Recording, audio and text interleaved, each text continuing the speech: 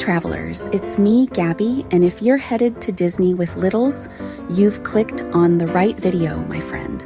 Because let me tell you, these 7 mistakes, they will cost you time, money, and quite possibly your sanity. Ask me how I know. I'm a mom of 4, and I've navigated the magical lands of Disney and beyond with actual babies, those wonderfully chaotic toddlers, and a teenager. I've seen it all, done it all, and have definitely cried in a bathroom stall at least once. But you don't have to. So grab your coffee, or maybe something stronger if it's that kind of day, because I'm about to spill all the Disney tea. We're talking about how to sidestep those classic rookie mistakes that can turn a dream vacation into, well, something less than magical. Think of me as your slightly frazzled but ultimately triumphant Disney fairy godmother. All right, let's talk about food because, oh my goodness, the food budget at Disney can spiral faster than a teacup ride after 3 churros. The first major pitfall? Overpaying. Little ones, especially those adorable tyrants under 5, often eat way less than we anticipate. You get them the fancy kids meal, and they eat 3 French fries and declare themselves all done. It's a special kind of parental pain, watching that perfectly good chicken nugget go to waste. And here's a golden nugget of info for you. Kids under 3 technically eat free at buffets and family-style meals. Always double check, but don't waste a precious table service credit on your toddler if they're just going to nibble on a dinner roll and maybe lick the butter. It's just not worth the internal screaming. Trust me on this one, I've paid for many an untouched macaroni and cheese. Kids' meals are often surprisingly large. They can be plenty for many adults, especially for a lunch. Don't be shy about mobile ordering one for yourself. Nobody's judging, and if they are, they're probably just jealous of your fiscal responsibility and your extra park snack money. Think of all the extra Mickey pretzels you can buy. It's a win-win, a true Disney miracle. Okay, next up, let's chat about a real game changer or potential game ruiner, the stroller situation. I know, your 5-year-old hasn't used a stroller in like a year, and they're independent now. Famous last words, my friend. Don't be fooled by their pre-trip energy. Disney involves miles, and I mean miles of walking. Even the most energetic 5-year-old will inevitably crash and burn by mid-afternoon. Their little legs just aren't built for that kind of sustained pavement pounding. And when they crash, oh boy, do they crash. Suddenly, you're not just carrying your park bag and a giant goofy plush, you're also carrying a 40-pound sack of very unhappy, very tired child. So, here's my super savvy pro tip. If your child doesn't usually use a stroller anymore, consider grabbing one used from Facebook Marketplace or a similar spot right before your trip. You can often find them for a steal. Then, when the vacation is over, just sell it again and recoup most, if not all, of your cost. It's practically free real estate for tired kiddos. And a little bonus tip from our family to yours, we swear by our Oslin entourage. It folds up pretty compactly for transit, which is a lifesaver on the buses and boats. The siren song of rope dropped to fireworks. It sounds so efficient, so hardcore Disney, doesn't it? You picture yourselves conquering every ride, seeing every show, soaking up every last drop of magic from sunup to sundown. And then reality hits, usually around 2 p.m. in the middle of Fantasyland, in the form of a full-blown Banshee-level meltdown from your precious little one. And let's be honest, sometimes it's us parents who are closer to the meltdown, right? Underestimating nap needs is a classic rookie move, and it's a fast track to a not-so-magical afternoon. Little bodies and little brains get overwhelmed and overstimulated in a place as vibrant and bustling as Disney. They just can't process that much excitement, sugar, and walking without a reset. Pushing them through, thinking just one more ride, is usually a recipe for disaster. You'll end up with a child who's too tired to enjoy anything, and parents who are too stressed to enjoy anything.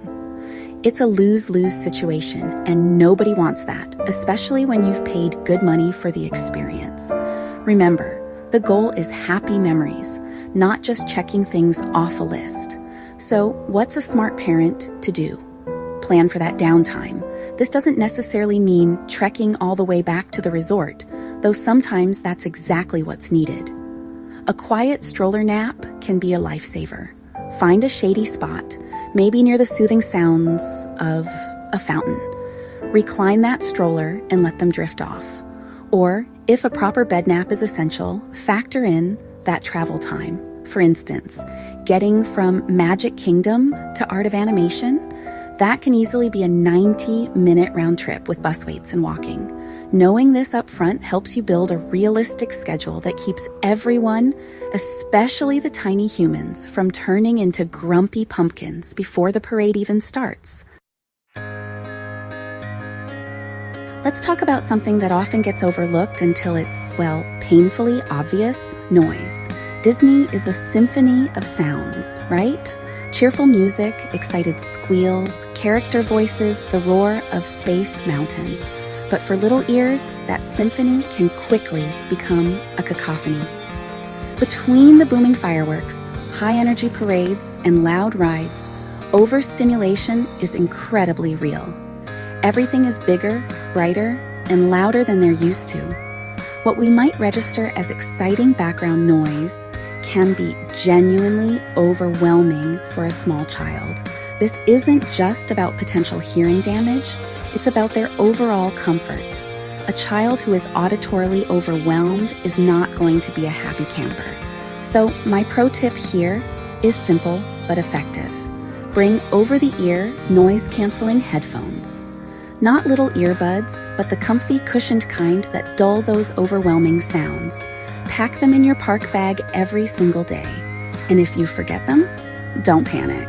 The baby care centers usually sell them. While you're there, you can also grab other essentials you might have run out of or forgotten. They've really thought of everything. Mistake number 5, waiting in line for characters. Picture this. Your toddler's ultimate Disney dream is to meet Mickey Mouse.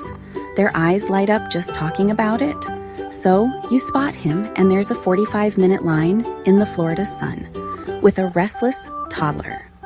Does this sound like a recipe for magical memories or a slow descent into parental purgatory? Standing in a long, static line can be a real test of everyone's patience. You could spend a significant chunk of your precious park time waiting to meet one character when that time could be spent on, say, 3 rides, or enjoying a snack in the shade, or, not slowly wilting in a queue.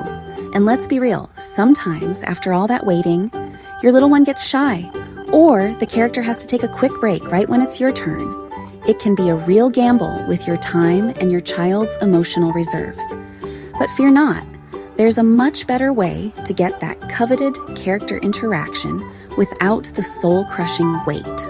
My top-tier, game-changing pro-tip book character dining. Yes, it's an extra expense, but hear me out.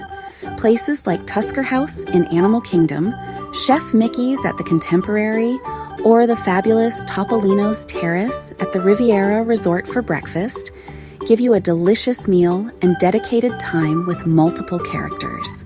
They come to your table. You get to eat, relax in air conditioning, and the characters circulate, giving hugs, signing autographs, and posing for photos, all without you having to stand in a single line. It's efficient, it's delightful, and it often creates even more magical, relaxed interactions. Mistake number 6, Bibbidi Bobbidi Boutique Blues.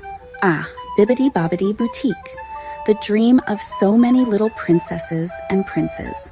The glitter, the gowns, the magical transformation. It's truly enchanting. However, there are a couple of not-so-magical realities about it. First, those coveted appointments book up incredibly fast, like set your alarm for 6 a.m. 60 days out and pray to the Disney gods fast. And second, it can be a significant investment, and it might not always fit into the family vacation budget. So what happens if you can't snag an appointment, or if it's just not in the cards financially this trip? Do you have to deal with a heartbroken little one who feels like their princess dreams have been dashed?